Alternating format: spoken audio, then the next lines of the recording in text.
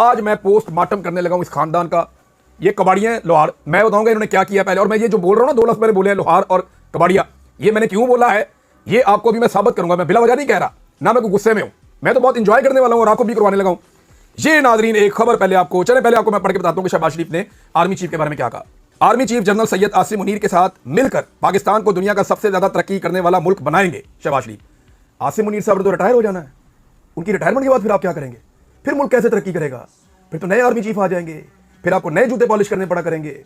देखें आसिम मुनीर साहब, आपके दौर में मेरे साथ बड़ी ज्यादती हुई है, लेकिन मैं फिर भी आपको एक बिल्कुल सही मशवरा देने वाला हूं और सबूत के साथ देने वाला हूं। ये फ्राडिये नौसरबाज हैं, इन्होंने आपको भी चूना लगा देना है, बल्कि ये चूना लगाने का इन्होंने आगाज कर दिया है।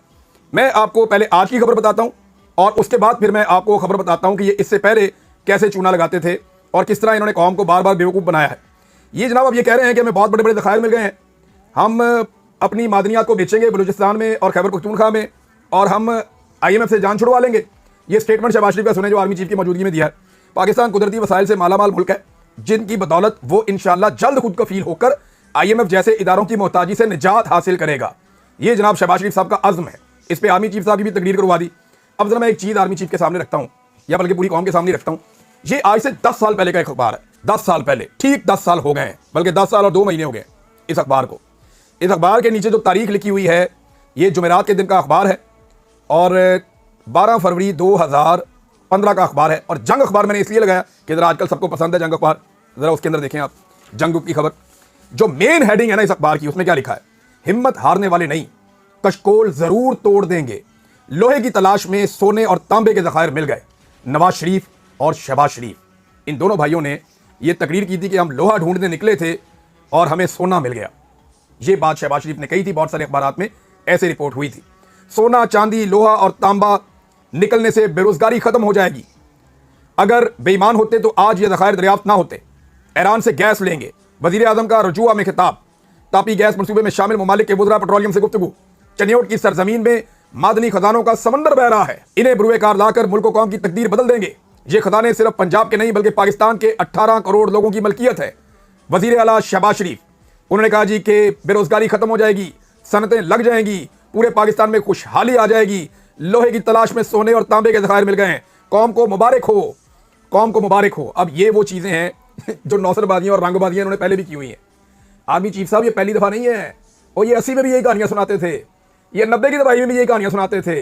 उसके बाद ये पाकिस्तान से बाहर चले गए, वहाँ पे भी इनकी यही कहानियाँ थी। उसके बाद 2010 से लेके 2020 में भी इन्होंने यही कहानियाँ सुनाई हैं, और अब ये वही कहानियाँ दोबारा कौम को करवा रहे हैं 2025 में। ये आपको चूना लगा रहे हैं, ये बेवकूफ़ बना रहे हैं, ये लोहे को सोना करके बेच देते हैं, कबाड़ का काम है इनका। ये मैं आपको सीरियसली बता रहा हूँ कि ये नौसरबाज है, रंगबाज हैं। इन्होंने हर थोड़े अरसे के बाद कोई ना कोई चीज़ दरियाफ्त करनी होती है मुल्क में, और इन्होंने जो है वो नहरें बहा देनी होती हैं दूध और शहद की।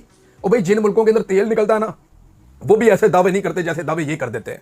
मैं तो हैरान हो जाता हूँ इनके दावों पे, और इन्होंने सबको चूना लगाया। मैं आर्मी चीफ को खबरदार कर रहा हूँ, आपको भी चूना लगा देना है। और जब आप फारिग हो जाएंगे ना, तो ये आपके बाद आने वाले आर्मी चीफ को भी चूना लगाएंगे, दोनों भाई मिलके।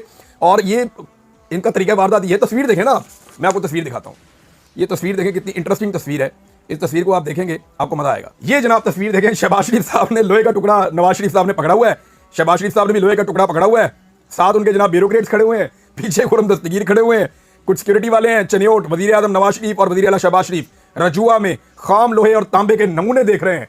कौम को ऐसे खुशखबरियां सुनाई कि पता नहीं कितना सोना, चांदी, हीरे जवाहरात, लोहा, तांबा, पता नहीं क्या कुछ पाकिस्तान में चनियोट में निकल आया। और अब चनियोट जो है वो पूरे पाकिस्तान की नहीं, एशिया की किस्मत बदल देगा। उस वक्त इन्होंने कई दिनों तक ऐसे बयान दिए थे, लगातार शहबाज शरीफ साहब यही कहते रहते थे हर वक्त कि मैं लोहा ढूंढने निकला था, मेरी नीयत का समझ दे, लोहा ढूंढने निकला था। क्या मखनातीस को कागज उसके साथ रस्सी के साथ बांध के आप निकले थे लोहा ढूंढने?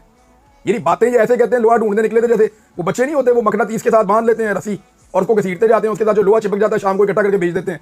तो क्या वो करने निकले थे आप? लोहा ढूंढने निकले थे और सोने और चांदी के ज़खायर मिल गए हमें। ये कौम को इन्होंने कहानियां पहले भी बहुत सुनाई हुई हैं, और ये दोबारा से कौम को कहानी करवा रहे हैं। बहरहाल अगर आपने कहानी में आना है तो आप आ जाएं। बहरहाल मैंने बता दिया है।